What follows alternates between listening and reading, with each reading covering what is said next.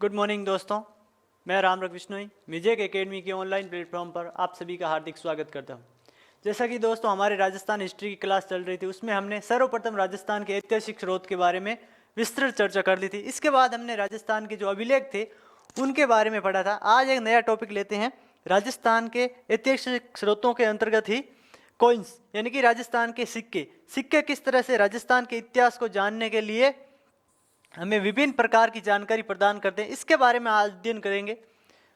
जो सिक्के हैं वो सर्वाधिक राजस्थान में कहाँ से प्राप्त होते हैं, इन सिक्कों से हमें कौन कौन सी जानकारियाँ मिलती हैं और ये किस समाज, किस संस्कृति और किस राजवंश के बारे में हमें बताते हैं, इसके बारे में आज विस्तृत चर्चा करेंगे। तो फर्स्ट है हमारे राजस्थान के विभिन्न रियासती सिक्के। जो राजस्थान की विभिन्न रियासतें थी, जब देश आज़ाद हुआ उस टाइम राजस्थान में लगभग 19 देशी रियासतें थी। 19 देशी रियासतें थी और भारत में उस टाइम 565 रियासतें थी। तो उनका जब एकीकरण करके नवीन भारत की रचना की गई थी, तो जो विभिन्न रियासतें थी उनमें कौन कौन से सिक्के थे उस टाइम के और इन सिक्कों का क्या महत्व है वर्तमान संदर्भ में, इसके संदर्भ में बात करते हैं। तो फर्स्ट है, एक इतिहासकार था जिसका नाम था केव नामक इतिहासकार ने 1893 ईस्वी में the currencies of the status of Rajputana एक पुस्तक लिखी थी। The currencies of status of Rajputana नामक एक पुस्तक लिखी थी। उसमें उन्होंने सर्वप्रथम सिक्कों के बारे में अध्ययन किया था। सिक्कों के बारे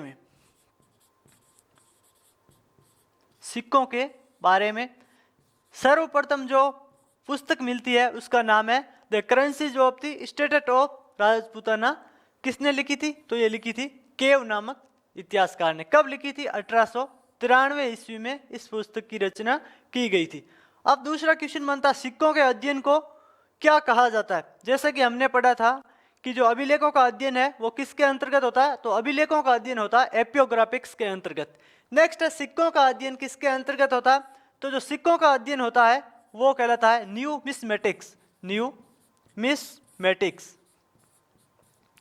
न्यूमिस्मेटिक्स के अंतर्गत सिक्कों का अध्ययन किया जाता है।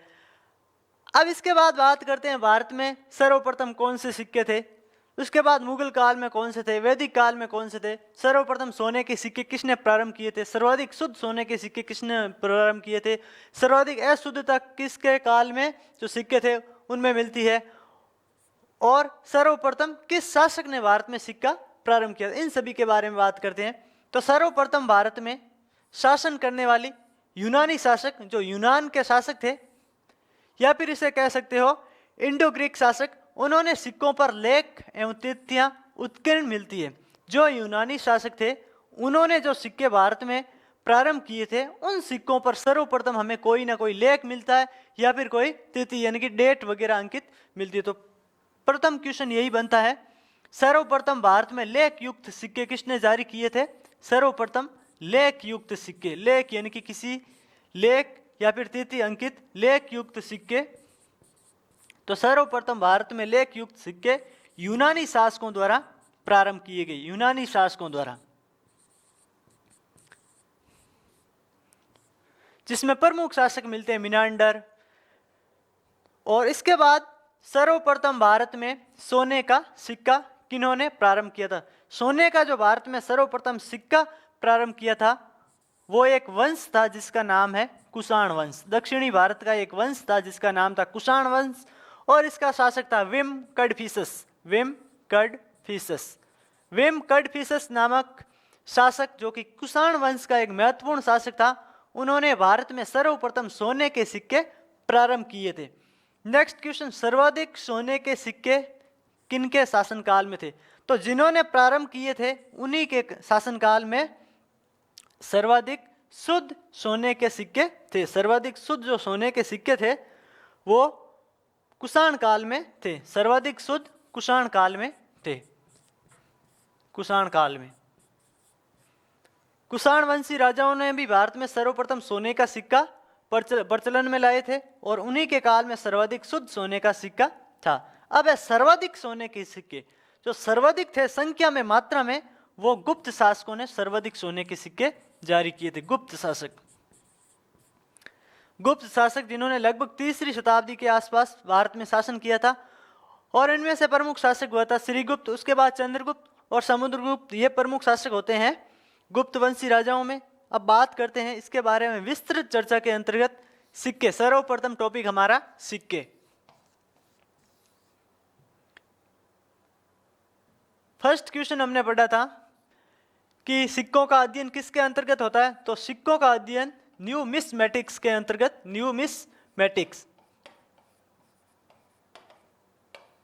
जब वैज्ञानिक रूप से किसी विषय वस्तु का अध्ययन किया जाता है तो वह एक शाखाओं में चलती है और वो कहलाती है सिक्कों का अध्ययन, न्यूमिस्मेटिक्स। सर्वप्रथम पुस्तक केव के द्वारा, किसके द्वारा, केव के द्वारा कब लिखी गई, 1893 ईस्वी में, 1893 ईस्वी में। पुस्तक का नाम द करेंसीज ऑफ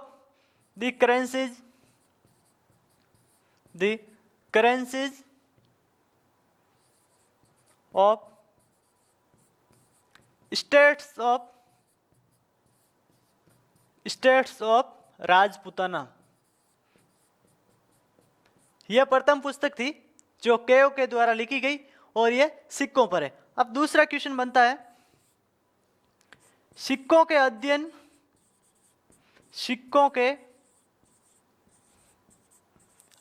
के आधार पर, सिक्कों के अध्ययन के आधार पर इतिहास लिखने वाले पुरातत्ववेदा या फिर इतिहासकार कौन थे। सिक्कों के अध्ययन के आधार पर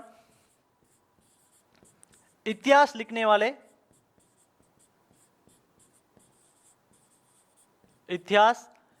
वाले इतिहासकारों के नाम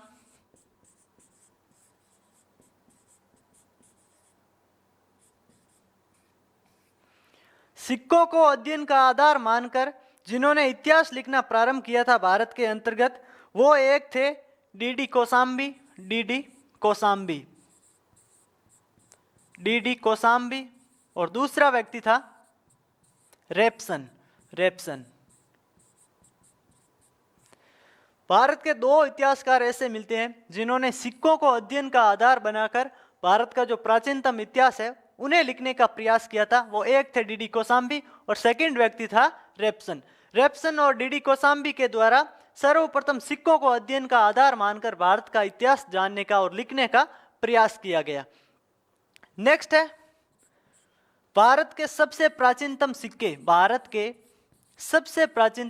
किन्हें माना जाता है, सबसे प्राचीनतम सिक्के किन्हें माना जाता है, तो भारत के सबसे जो प्राचीनतम सिक्के थे, सबसे प्राचीनतम सिक्के, उन्हें कहा जाता था पंचमारक या फिर कह सकते हो इन्हें आहत सिक्के। पंचमारक या फिर आहत सिक्के भारत के सबसे प्राचीनतम सिक्के माने जाते हैं।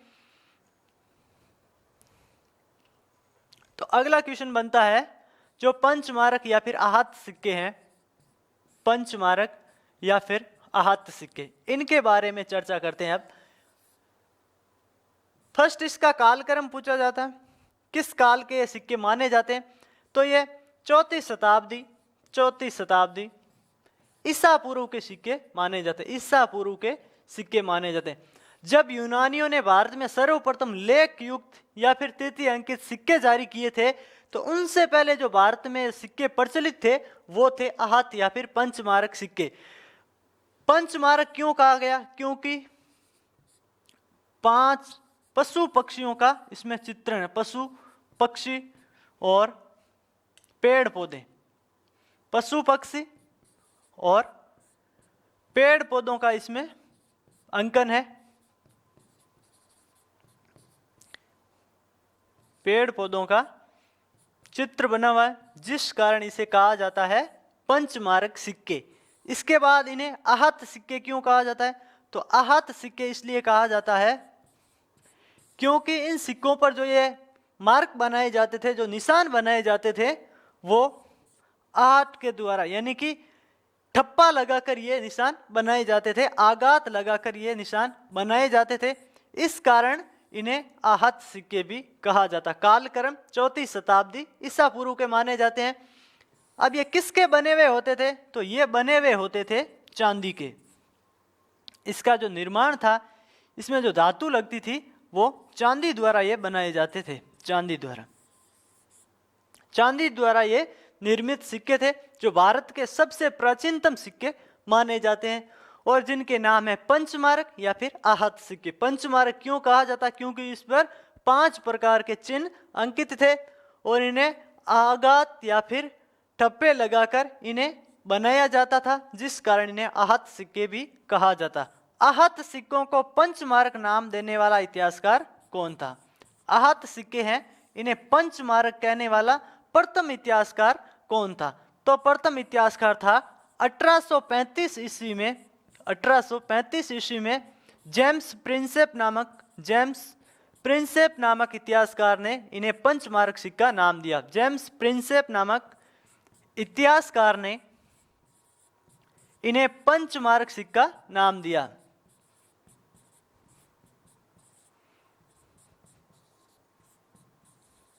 तो इनका जो प्राचीनतम नाम मिलता वो क्या मिलता? आहत सिक्के।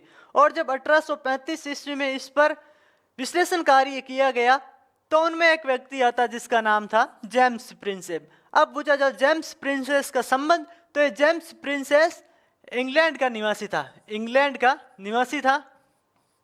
ईस्ट इंडिया कंपनी के कर्मचारी के तौर पर ये भारत में आया था और उन्होंने भारत का जो प्राचीनतम इतिहास है उन्हें पुरातात्विक स्रोतों पर विश्लेषण कार्य करके लिखने का प्रयास किया और इसी के संदर्भ में उन्हें जो प्राचीनतम सिक्के प्राप्त हुए थे, जिन्हें आहत सिक्के कहा जाता है, उन पर गहन अध्ययन करके उन्हें पंचमारक सिक्के की संज्ञा दी थी। अब बात करते हैं अगला क्वेश्चन। नेक्स्ट है वैदिक काल में। ये तो था हमारे जो प्राचीनतम काल है, जैसे कि वैदिक काल के बाद का काल जिसमें जो विभिन्न प्रकार के राजवंश हुए थे, जिसमें गुप्त राज्य, मौर्य राज्य, उनके अंतर्गत ये सिक्के थे। इससे पूर्व भी वैदिक काल में, तो वैदिक काल की बात करते हैं। तो वैदिक काल में कौन कौन से सिक्के थे? वैदिक काल में 2 सिक्कों के नाम मिलते हैं। फर्स्ट था कनिष्क और दूसरा था सतमान और कनिष्क नामक मुद्रा का संबंध वैदिक काल से बताया जाता है। यह भी किसकी बनी हुई होती थी? यह भी चांदी और सोने से निर्मित मुद्राएं थी जिनका संबंध वैदिक काल से माना जाता है। फर्स्ट है कनिष्क, सेकंड है सतमान। हालांकि ये मिली नहीं है, लेकिन वेदों में भी इनका उल्लेख माना जाता है कि वैदिक काल में जो मुद्रा का विनिमय था वो कनिष्क और सतमान के द्वारा होता था। अगला क्वेश्चन, ब्रिटिश काल में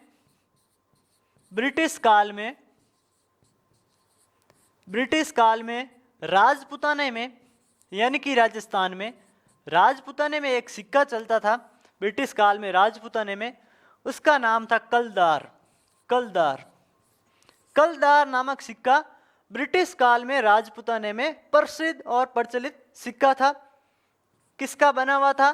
तो ये चांदी से निर्मित था। चांदी से निर्मित कलदार नामक सिक्का ब्रिटिश काल में राजपुताने में प्रचलित था। नेक्स्ट, इसके बाद अगली बात करते हैं दिनार। एक सिक्का मिलता है जिसे कहा जाता है दिनार। तो दिनार किस प्रकार का सिक्का था? किन राजवंशों ने इसका? तो सर्वप्रथम बात करते हैं गुप्त साम्राज्य। गुप्त शासक थे, उन्होंने सर्वाधिक भारत में सिक्के सोने के चलाए थे और उनमें एक मुद्रा थी दिनार। ये सोने से निर्मित थी और उन्हें बनाने वाले या प्रारंभ करने वाले थे गुप्त शासक, जिसमें नाम आता है चंद्रगुप्त सेकंड। कहा जाता है कि भारत में गुप्त शासकों ने सर्वाधिक सोने के सिक्के जारी किए थे और उनमें एक महत्वपूर्ण नाम आता है चंद्रगुप्त सेकंड, या फिर इसे कह सकते हो चंद्रगुप्त विक्रमादित्य, जिन्होंने परम भागवत की सर्वप्रथम भारत में उपाधि धारण की थी। नेक्स्ट बात करते हैं शक और सातवाहन। सबसे पहले बात करते हैं शक शासकों की। शक, हुण और कुषाण दक्षिणी भारत की 3 जातियां थी जो विदेशी और बर्बर आक्रमणकारी जातियां थी। शक, हुण और कुषाण यहाँ के शासकों को पराजित करके यहाँ के जो स्थानीय लोग थे उनके साथ वैवाहिक संबंध स्थापित करके स्थायी रूप से भारत में निवास करने लग गई थी और उनका जो राजवंश था वो दक्षिणी और मध्य भारत में विस्तृत था।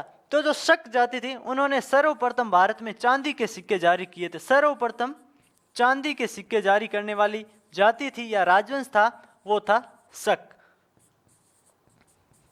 मध्य एशिया की ये एक जाति थी। तो सर्वप्रथम भारत में चांदी के सिक्के किसने जारी किए थे?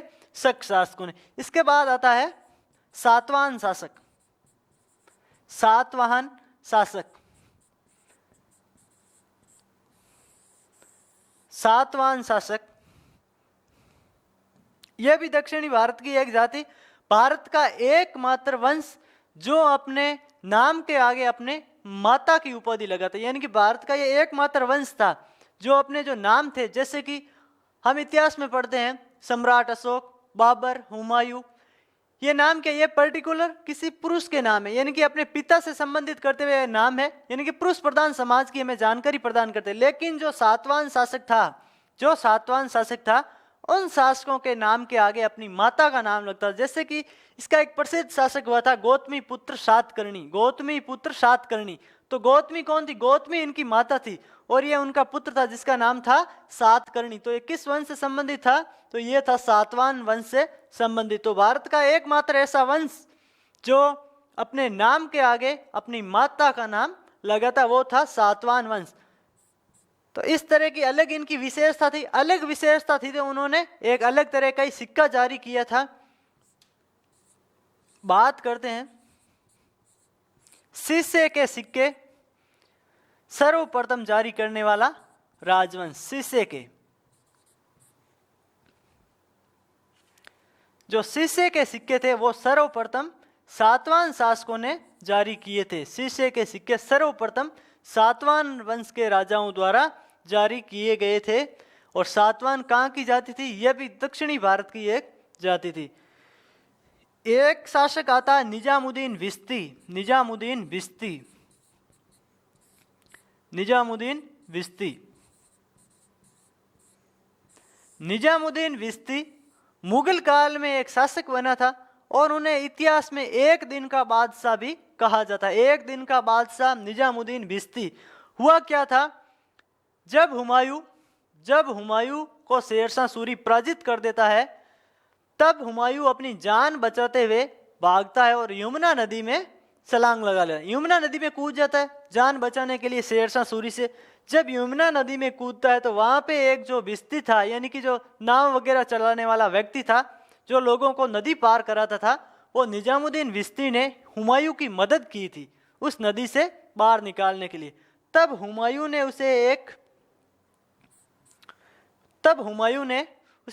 उसे कहा था कि मैं अगर वापस भारत का बादशाह बन गया तो मैं तुम्हें एक दिन का बादशाह जरूर बनाऊंगा। जब 1550 में हुमायूं वापस भारत की गद्दी पर बैठता है, सरहिंद और मच्छीवाड़ा के युद्ध में विजय पाकर अफगानों को हराकर, तब वह निजामुद्दीन विस्ती को एक दिन का बादशाह बनाता है। एक दिन का बादशाह।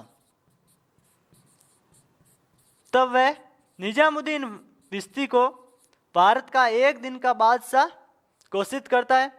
अब देखो, जब ये एक दिन का बादशाह बना तो उन्होंने कार्य कौन से किए? भारत में सर्वप्रथम चमड़े के सिक्के जारी करने वाला शासक। चमड़े के सिक्के।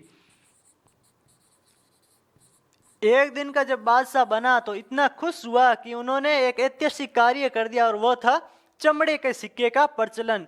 तो चमड़े के सिक्के का प्रचलन करने वाला सर्वप्रथम शासक था निजामुद्दीन विस्ती, जिन्हें इतिहास में एक दिन का बादशाह की संज्ञा भी देते हैं। और कहा जाता है कि इसे एक दिन का बादशाह बनने में इतनी खुशी मिली कि जब वह बादशाह बनते हुए उसका कालक्रम समाप्त हुआ शाम तक होते हुए, तो उसकी मृत्यु हो जाती। नेक्स्ट बात करते हैं अगले सिक्कों के बारे में। इसके बाद बात करते हैं विभिन्न रियासती काल के जो सिक्के हैं उनके बारे में। रियासती काल के सिक्के।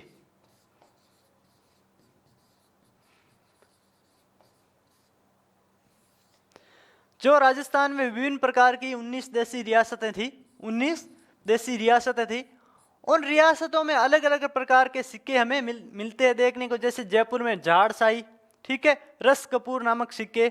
जोधपुर में आते हैं तो जोधपुर में गद्दिया, ठीक है, जैसलमेर में मोहम्मद शाही, बीकानेर में अक्के शाही।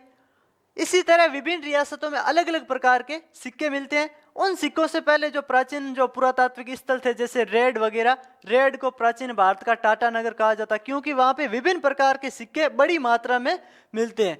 तो अब बात करते हैं रेड से प्राप्त सिक्के। रेड से प्राप्त सिक्के, रेड सभ्यता स्थल सर्वप्रथम देखते हैं रेड है कहां पर, तो रेड अवस्थित है टोंक जिले में। टोंक जिले में रेड नामक एक स्थान अवस्थित है। वहां से हमें 3075 चांदी के पंचमारक सिक्के प्राप्त हुए। सर्वाधिक भारत में ऐसा स्थान जहां से सर्वाधिक पंचमारक सिक्के मिले हैं वो है रेड। सर्वाधिक पंचमारक सिक्के कहां से प्राप्त होते हैं, रेड से। उनकी संख्या कितनी है, 3075। सीधा क्वेश्चन बनता है कि 3075 चांदी के पंचमारक सिक्के कहां से प्राप्त होते हैं, तो वह सभ्यता स्थल है रेड। नेक्स्ट है, यहां से हमें अपोलोडोर्स का सिक्का प्राप्त हुआ है। यूनानी शासक जो अपोलोडोर्स था, जिसे इंडो ग्रीक शासक भी कहते हैं, अपोलोडोर्स, ये आप चित्र देख सकते हो डायग्राम में।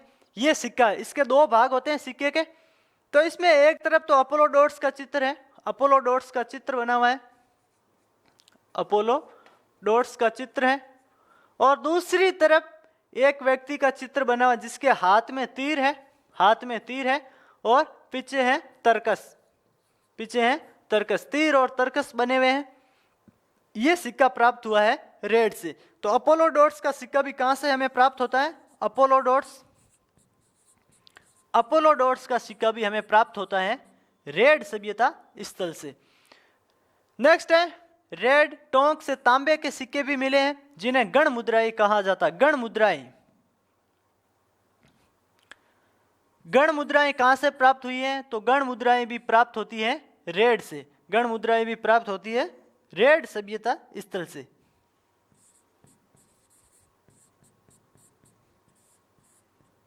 गण मुद्राएं इन्हें क्यों कहा जाता है, क्योंकि यहां पर विभिन्न प्रकार के राज्य जैसे कि मालव, अंग,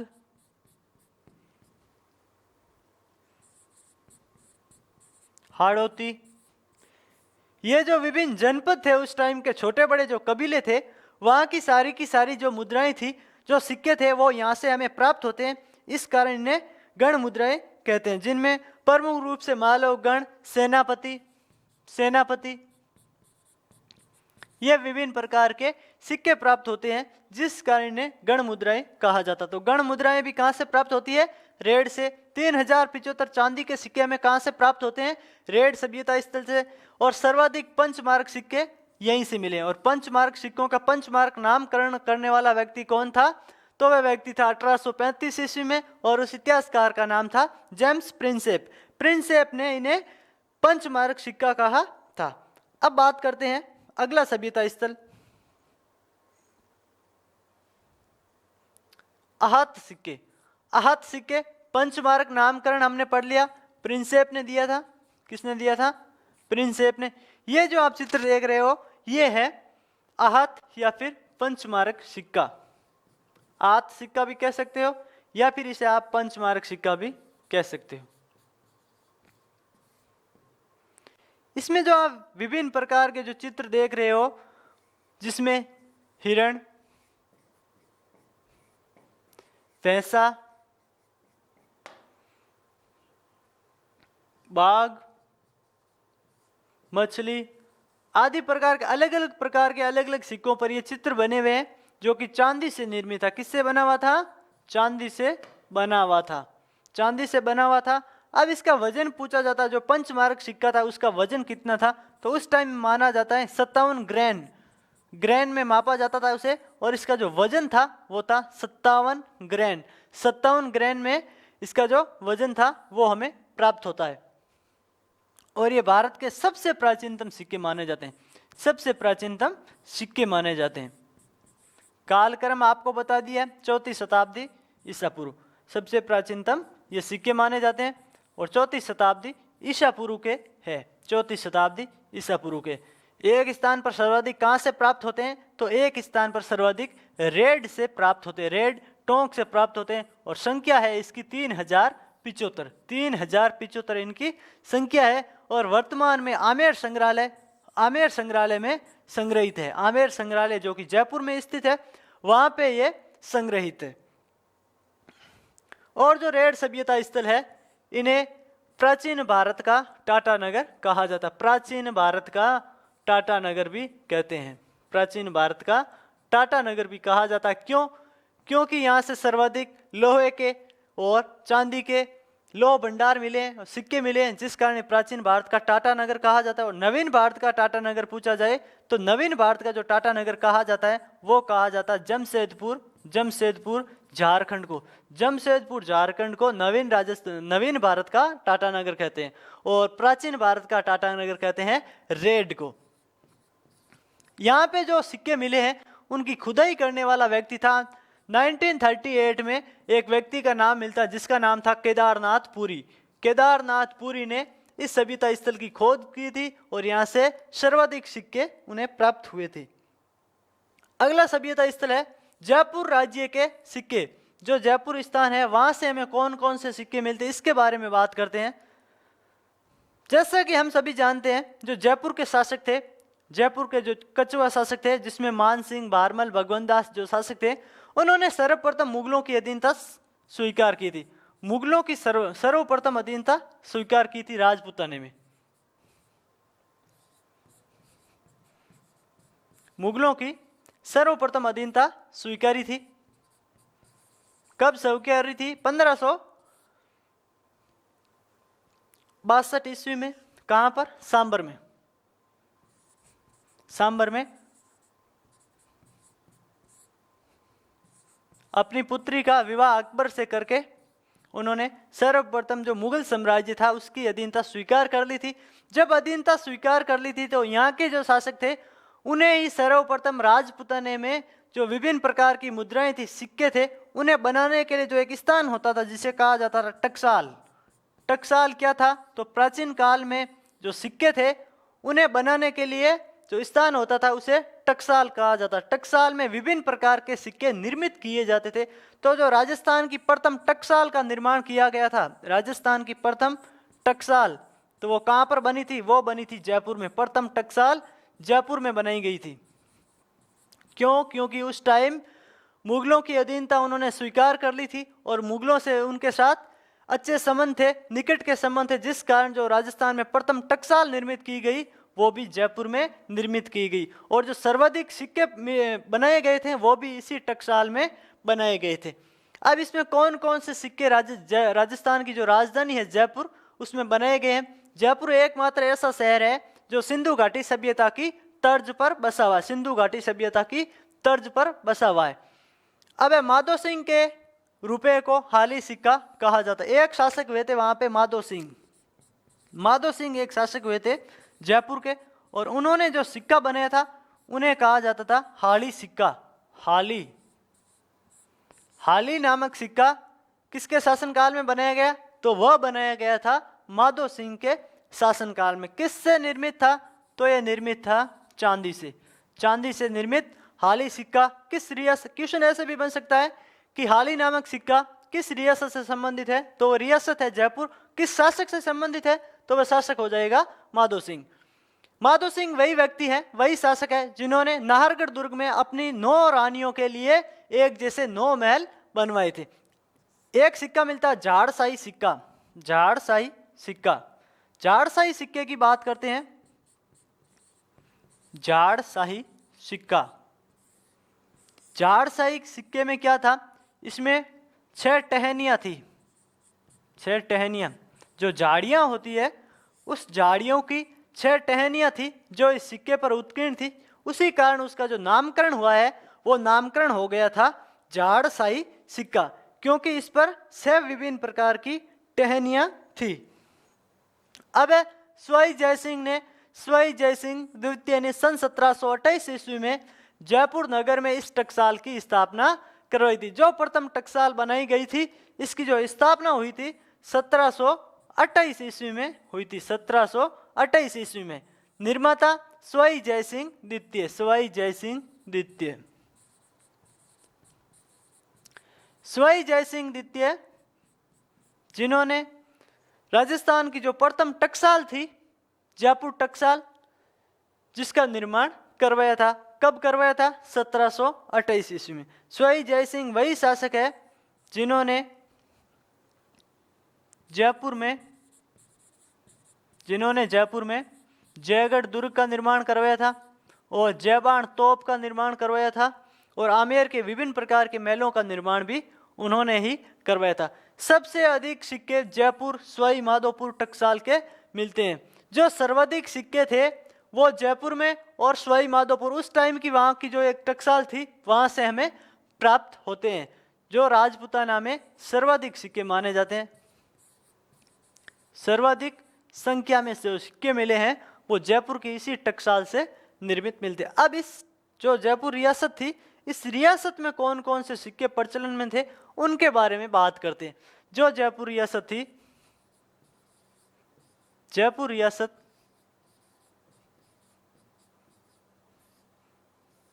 इस जयपुर रियासत में कौन कौन से सिक्के थे?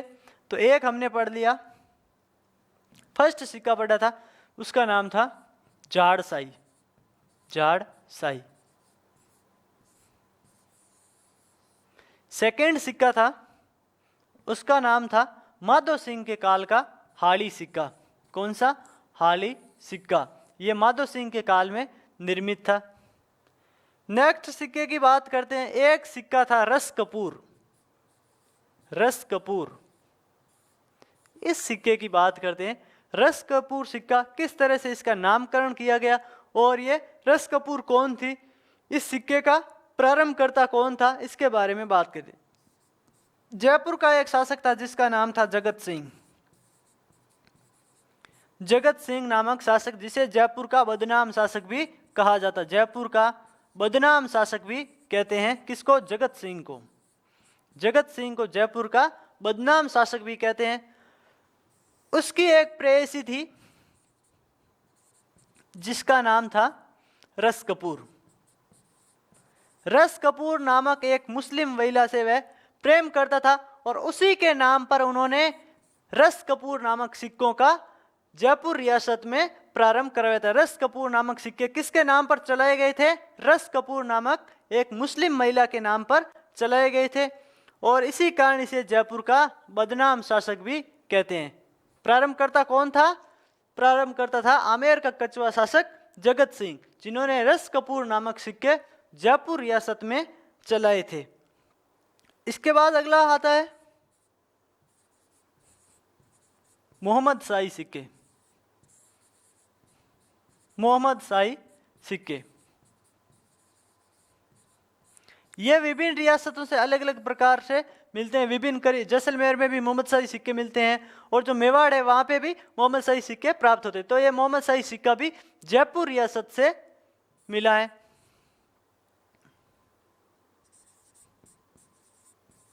मालवगढ़ की मुद्राएं भी यहीं से प्राप्त होती है। जो मालव जनपद था उसकी जो मुद्राएं प्राप्त होती हैं वो भी यहीं से प्राप्त होती हैं। इसके बाद हमें यहां से प्राप्त होने वाला अगला जो सिक्का है वो एक मौर्य काल का सिक्का भी यहां से प्राप्त होता है। मौर्य काल है, मौर्यों का एक सिक्का भी यहीं से हमें प्राप्त होता है। और जो गुप्त वंश के शासक हैं, गुप्त वंश के जो शासक मिले हैं, गुप्त वंश के शासकों की सिक्के भी यहां से हमें प्राप्त होते हैं। और इंडो ग्रीक शासकों के सिक्के भी यहीं से प्राप्त होते हैं। इंडो ग्रीक शासक थे, उनके सिक्के भी यहां से हमें प्राप्त होते हैं। इंडो ग्रीक शासकों की मुद्राएं। तो ये विभिन्न प्रकार की मुद्राएं हैं जिनमें जाड़शाही, हाली, रस कपूर, मोहम्मद शाही, मालवगढ़, मौर्य, गुप्त वंश, इंडो ग्रीक और यूनानी मुद्राएं। यूनानी मुद्राएं ये प्राचीनतम मुद्राएं हैं जो हमें जयपुर रियासत से मिलती है। अगली रियासत की बात करते हैं। अगली जो रियासत थी वो थी बेराट। बेराट एक स्थान है जो कहाँ पर स्थित है? ये भी जयपुर में स्थित है। जयपुर में स्थित है जिसका नाम है बेराट। यहाँ से हमें क्या क्या प्राप्त होता है? तो यहाँ से हमें प्राप्त होता है 8 पंचमारक चांदी की मुद्राएं। 8 तो पंचमारक सिक्के मिलते हैं। 8 तो पंचमारक मिलते हैं। रेड से कितने प्राप्त होते हैं? रेड से हमें प्राप्त होते हैं 3075। और जो बेराट है वहां से हमें 8 पंचमारक सिक्के प्राप्त होते हैं। बेराट वही स्थान है जहाँ से बेराट सभ्यता स्थल मिला था। और इसी बेराट सभ्यता स्थल की हैंसांग ने यात्रा की थी। हैंसांग जो कि चीनी यात्री हैंसांग था, जिसने भीनमाल को पीलो मीलो नाम दिया था। और इस बेराट सभ्यता स्थल को इन्होंने पार यात्र नाम की संज्ञा दी थी, पार यात्र। तो इसी बेराट सभ्यता स्थल से 8 पंचमार्क सिक्के मिलते हैं जो चांदी से निर्मित है। 28 इंडो ग्रीक तथा यूनानी शासकों की मुद्राएं प्राप्त होती है। 8 जो इंडो ग्रीक है, 28 जो सिक्के प्राप्त होते हैं। 28 सिक्के एक पोटली में मिले हैं, एक पोटली थी उसमें प्राप्त हुए हैं, जिसमें से यूनानी शासक और इंडो ग्रीक शासकों के सिक्के माने जाते हैं। किनके माने जाते हैं? इंडो ग्रीक वह यूनानी शासकों के सिक्के। यूनानी शासक वही थे जिन्होंने भारत में सर्वप्रथम लेख युक्त सिक्के जारी किए थे। लेख यानी कि लेख लिखे हुए सिक्के जारी किए थे। उनसे पहले भारत में नॉर्मल प्लेन सिक्के थे दोनों तरफ से, उनमें कुछ भी नहीं लिखा हुआ था। तो यूनानी शासक वे प्रथम थे जिन्होंने सर्वप्रथम लेख युक्त सिक्के जारी किए थे। सर्वप्रथम लेख युक्त सिक्के जारी किए थे। एक शासक हुआ था भारत का जिसका नाम है समुद्रगुप्त, जिसे कहा जाता था भारत का नेपोलियन। वी.ए. स्मिथ ने कोई भी युद्ध नहीं हारने के कारण समुद्रगुप्त को भारत का नेपोलियन कहा था। और उन्होंने जो सिक्के जारी किए थे उन सिक्कों पर उन्होंने वीणा बजाते हुए अपना चित्र अंकित करवाया था। अगला शिलालेख है, अगला जो सभ्यता स्थल है वो है बीकानेर। बीकानेर राज्य के सिक्के। बीकानेर राज्य के कौन कौन से सिक्के प्राप्त होते हैं? तो बीकानेर राज्य में 1759 ईस्वी में टकसाल की स्थापना करवाई थी। 1759 ईस्वी में टकसाल यानी कि जहाँ पे सिक्के बनते थे वो टकसाल निर्मित करवाई थी। और मुगल सम्राट शाह आलम के नाम के सिक्के मिलते हैं। मुगल शासक था जिसका नाम है शाह आलम।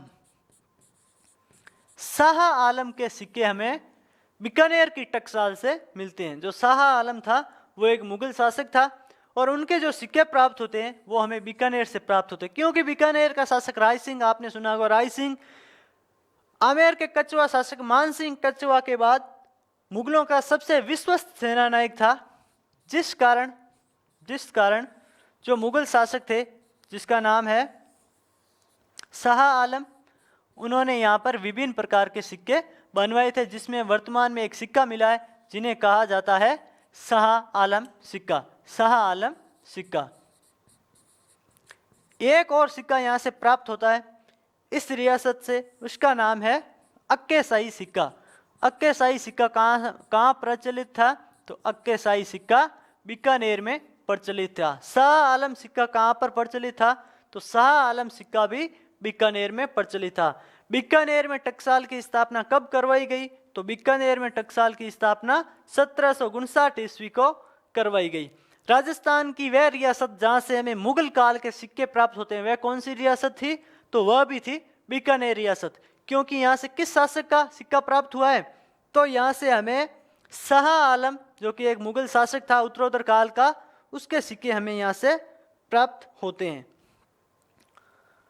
आगे बात करते हैं नेक्स्ट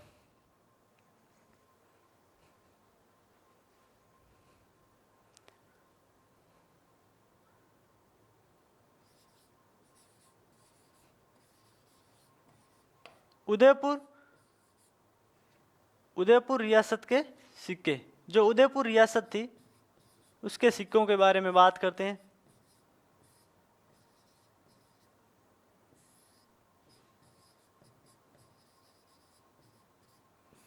उदयपुर रियासत के सिक्के राजस्थान की ये प्राचीनतम रियासत मानी जाती है जिसका नाम था उदयपुर। शासक उन्होंने मेवाड़ का एक वंश था गुहिल, जो कि विश्व का एकमात्र वंश जिन्होंने सर्वाधिक एक ही रियासत पर शासन कार्य किया था, वो थी मेवाड़ रियासत या फिर उसे कह सकते हो उदयपुर रियासत। और इस पर जिन्होंने शासन कार्य किया था उन्होंने विभिन्न प्रकार के यहाँ पे सिक्के चलाए थे। उनमें प्रथम मिलता है मौर्यकालीन सिक्के। मौर्यकालीन सिक्के क्योंकि हमने अध्ययन किया था राजस्थान के अभिलेखों के अंतर्गत, जो मौर्य थे उन्होंने सर्वप्रथम चित्तौड़ पर अधिकार किया था और उन्हीं का एक शासक था चित्रांगद मौर्य। उसी चित्रांगद मौर्य को 734 ईस्वी में बप्पा राहुल के द्वारा हराकर चित्तौड़ पर अधिकार किया गया। तो मौर्यकालीन जो सिक्के प्राप्त होते हैं, क्योंकि मौर्यों का यहाँ पर जब राजवंश रहा होगा तो उन्होंने विभिन्न प्रकार के सिक्कों का निर्माण करवाया था और जो मौर्यकालीन सिक्के प्राप्त होते हैं वो हमें उदयपुर रियासत से प्राप्त होते हैं। इसके बाद यहाँ पे सर्वप्रथम जो सोने का सिक्का चलाया था, सर्वप्रथम सोने का सिक्का मेवाड़ में चलाने वाला शासक, सर्वप्रथम सोने का सिक्का चलाने वाला शासक, सर्वप्रथम मेवाड़ में सोने का सिक्का चलाने वाला शासक का नाम आता है बप्पा रावल। बप्पा रावल वह पहला मेवाड़ी शासक था जिन्होंने सर्वप्रथम मेवाड़ में सोने का सिक्का चलाया था। और इसी की एक उपाधि है जिसे कहा जाता है काल भोज। काल भोज इसकी एक उपाधि है। रणकपुर प्रशस्ति वह प्रशस्ति है जिसमें बप्पा रावल और काल भोज को अलग अलग व्यक्ति बताया गया। तो ये जो मेवाड़ का शासक था जिसका नाम था बप्पा रावल, इन्होंने राजस्थान में ही नहीं अपितु संपूर्ण राजपूताने की रियासतों में सर्वप्रथम सोने का सिक्का चलाने का गौरव प्राप्त किया था। इसके बाद एक शासक यहाँ का बना था जिसका नाम था स्वरूप सिंह। स्वरूप सिंह, स्वरूप सिंह नामक शासक ने यहाँ पे एक सिक्का बनाया था जिसका नाम था स्वरूप शाही सिक्का। स्वरूप शाही, अपने नाम के आधार पर ही स्वरूप सिंह ने स्वरूप शाही नामक सिक्का प्रचलित किया था। स्वरूप सिंह वही शासक है जो कि 1857 की क्रांति में संपूर्ण रूप से तन मन और धन से अंग्रेजों का साथ देता है, अंग्रेजों का साथ देता। तो अंग्रेजों की 1857 की क्रांति थी, उसमें ये मेवाड़ का शासक था, मेवाड़ का शासक था जिसका नाम था स्वरूप सिंह। मेवाड़ का शासक स्वरूप सिंह, ये वही स्वरूप सिंह है जब 1857 की क्रांति में विजय स्तंभ पर जब बिजली गिर जाती है, आकाशीय बिजली गिर जाती है और उसकी जो 9वीं मंजिल है वो क्षतिग्रस्त हो जाती है, तो इसी स्वरूप सिंह ने 9वीं मंजिल का पुनर्निर्माण करवाया था। और स्वरूप सिंह को एक समाज सुधारक शासक भी कहा जाता है, समाज सुधारक शासक भी इसे कहा जाता है। हालांकि इन्होंने इतने सुधार नहीं किए थे, लेकिन मेवाड़ में जो प्रारंभिक सुधार किए थे वो समाज सुधारक शासक इसीलिए कहा जाता क्योंकि उन्होंने, स्वरूप सिंह ने इसकी शुरुआत की थी। और एक शासक बनते हैं सज्जन सिंह, जिन्हें मेवाड़ का वास्तविक समाज सुधारक शासक कहा जाता है। वीर विनोद के रचयिता कवि राजा श्यामल दास सज्जन सिंह के ही दरबारी कवि थे। अब इसके बाद और कौन सा है, एक सिक्का मिलता है उदयशाही सिक्का। उदयशाही सिक्का, उदयशाही सिक्का भी हमें मेवाड़ से प्राप्त होता है। एक सिक्का मिलता है बिलाड़ी सिक्का, या फिर इसे कह सकते हो बिलोड़ी सिक्का, क्योंकि जो भील जनजाति थी वो मेवाड़ के राजवंशों का राज तिलक करती थी। आपने देखा होगा कि जो मेवाड़ के महाराणा प्रताप थे, उनका जो प्रमुख सेनापति था हल्दी घाटी के युद्ध में, उसी का नाम मिलता पूंजा भील। पूंजा भील, कहा जाता है कि मेवाड़ राजवंशों का राज तिलक करने वाली राजस्थान की जो जनजाति थी वो थी भील जनजाति। और भील जनजाति के जो उन्होंने सहयोग प्रदान किया था मेवाड़ के शासकों को, इन्हीं के उपलक्ष्य में वहां पर एक सिक्का प्रचलित किया था जिसका नाम था बिलोड़ी सिक्का। तो बिलोड़ी सिक्का भी कहाँ का था, बिलोड़ी सिक्का भी हमें मेवाड़ रियासत से प्राप्त होता है। उदयशाही सिक्का, स्वरूपशाही सिक्का, मौर्यकालीन सिक्का और बिलोड़ी सिक्का, ये सभी सिक्के मेवाड़ रियासत के सिक्के माने जाते हैं। इसके बाद तेजशाही सिक्का। तेजशाही सिक्का, मेवाड़ के महाराणा तेज सिंह ने एक मुद्रा बनाई थी जिसका नाम था तेजशाही सिक्का। अपने जो जितने भी शासक हुए थे उन्होंने जितने भी सिक्के बनाए थे या फिर जो मुद्राएं वहां पर प्रारंभ की थी वो अपने या तो अपने नाम पर प्रारंभ करते हैं या फिर अपने किसी परिवार वालों के नाम पर प्रारंभ करते हैं या फिर अपने जो पूर्वज है उनके नाम पर वो प्रारंभ करते थे। तो तेज सिंह ने भी तेजशाही नामक सिक्का बनाया था। और उदयपुर में इसके बाद बात करते हैं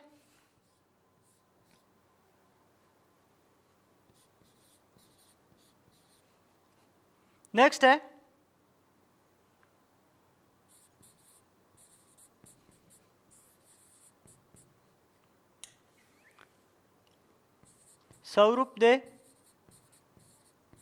स्वरूपदे शाही सिक्का।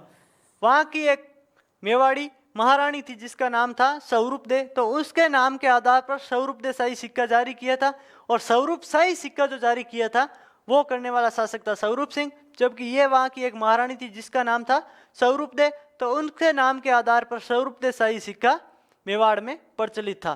तो ये विभिन्न प्रकार के जो सिक्के थे वो राजस्थान की प्राचीनतम रियासत मेवाड़ के सिक्के माने जाते हैं, जिसमें स्वरूपशाही सिक्का, मौर्यकालीन सिक्का, तेजशाही सिक्का, उदयशाही सिक्का, भिलोड़ी सिक्का, स्वरूपदे सिक्का, ये विभिन्न प्रकार के सिक्के जो कि हमें मेवाड़ से मिलते हैं। और मेवाड़ में सोने के सिक्के का प्रारंभ करता प्रथम शासक था, वो था बप्पा रावल।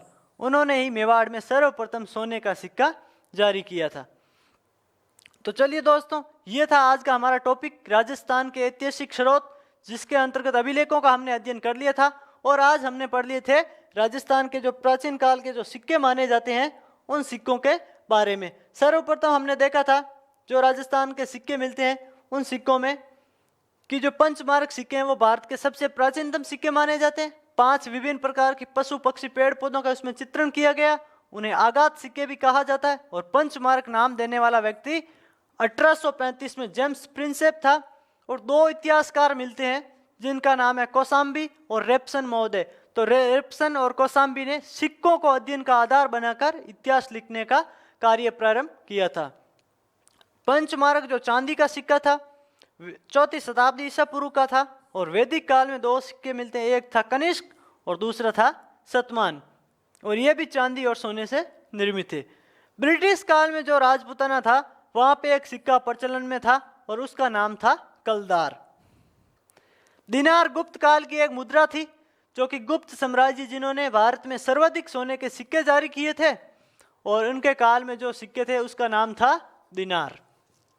नेक्स्ट हमने बात की थी शक शासकों की। भारत में सर्वप्रथम चांदी के सिक्के थे वो शक शासकों ने जारी किए थे। सातवाहन शासक भारत का एकमात्र राजवंश जो अपने नाम के आगे अपनी माता की उपाधि लगाता था, उन्होंने शीशे के सिक्के सर्वप्रथम भारत में जारी किए थे। एक दिन का बादशाह बनता है निजामुद्दीन बिस्ती, और उन्हें बनाने वाला शासक था हुमायूं, और उन्होंने जो सिक्का प्रारंभ किया था वो था चमड़े का सिक्का। इसके बाद हमने रियासतकालीन सिक्कों की बात की थी। सर्वप्रथम बात की थी रेड स्थान से। जो रेड स्थान से में प्राप्त होते हैं वो होते हैं 3075 चांदी के पंचमार्क सिक्के। इतनी संख्या में मिलने के कारण इसे प्राचीन भारत का टाटानगर कहा गया। यहाँ से हमें एक यूनानी शासक अपोलोडोरस का सिक्का भी प्राप्त होता है, और यहाँ से हमें विभिन्न मालव, सेनापति, अंग, विभिन्न जो राजवंश थे, जो जनपद थे, उनके जो सिक्के प्राप्त होते हैं उन्हें सम्मिलित रूप से गण मुद्राएं भी कहा जाता। तो जो गण मुद्राएं थी वो भी हमें रेड सभ्यता स्थल से प्राप्त होती। अगले सिक्के थे आहत सिक्के, जिन पर विभिन्न 5 प्रकार के आगात द्वारा जो चित्र बनाए जाते थे वो हमें मिले हैं।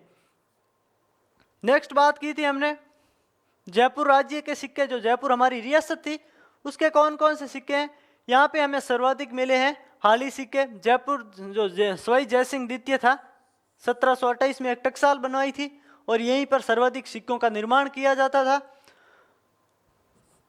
और कब बनाई गई थी? 1728 ईस्वी में।